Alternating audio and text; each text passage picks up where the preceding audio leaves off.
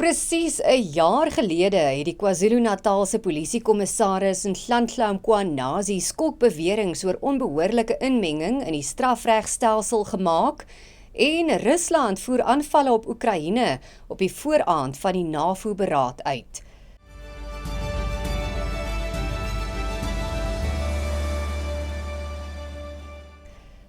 Goeiemiddag, dis nou tyd vir Pretoria FM se visuele nuusbulletin in Afrikaans. Ek is Esmerie Eysel. Dit is vandag presies 'n jaar sedert die KwaZulu-Natalse polisiekommissaris, luitenant-generaal Nhlanhla Mkhwanazi beweringe van korrupsie, politieke inmenging en die indringing van misdaadsyndikaate in Suid-Afrika se regstelsel gemaak het. Die onthullings het gelei tot die instelling van die Madlanga-kommissie van ondersoek, as ook 'n parlementêre ad hoc komitee om die aantuigings onder die loep te neem.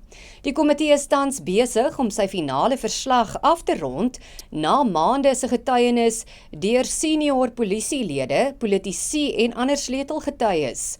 Die bevinding sal na verwagting bepalend wees vir aanspreeklikheid en hervormings binne die land se veiligheid en strafregstelsel. President Cyril Ramaphosa se nasionale dialoog word deur 'n regsgeding in die gesig gestaar nadat 9 benoemde verteenwoordigers die Gautengse Hooggeregshof genader het. Hulle beweer dat hulle, ondanks geldige benoemings en deelname aan die proses, onregmatig van die stuurkomitee uitgesluit is, omdat die presidentsie nie formele aanstellingsbriewe uitgereik het nie. Die aansoekers vra die hof om hul benoemings geldig te verklaar en die president te gelas om die aanstellingsbriewe binne 7 dae uit te reik. Die saak word môre aangehoor. Die minister van Kommunikasie en Digitale Tegnologie, Solly Malatsi, ontken beweringe dat hy onbehoorlik beïnvloed is om met die satellietmaatskappy Starlink te vergader. Die beweringe volg nadat die voormalige DA-leier Tony Leon daarvan beskuldig is dat hy druk op DA-ministers uitgeoefen het om Starlink se belange te bevorder. Leon se konsultasiemaatskappy verteenwoordig Starlink as kliënt. Malatsi sê hy het Starlink, as ook ander internasionale satellietmaatskappye, in sy amptelike hoedanigheid ontmoet en ontken dat Leon enige invloed op sy optrede gehad het. Die Suid-Afrikaanse Munisipale Werkersunie SAMWU hou eerskomende donderdag 9 Julie 'n betoging in Pretoria.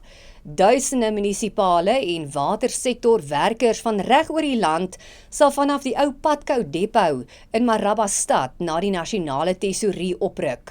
Hulle sal na verwagting 'n memorandum onder meer aan die tesourie, die Departement van Samewerkende Regering en Tradisionele Sake en die Suid-Afrikaanse Plaaslike Regeringsvereniging SALGA oorhandig.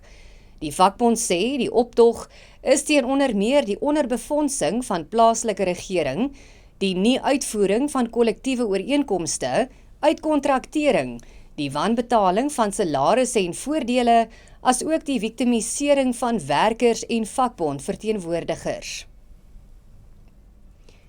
Minstens 9 mense is dood en 46 beseer nadat Rusland oornag 'n grootskaalse missiel en hommeltuig aanval op die Oekraïense hoofstad Kiev uitgevoer het.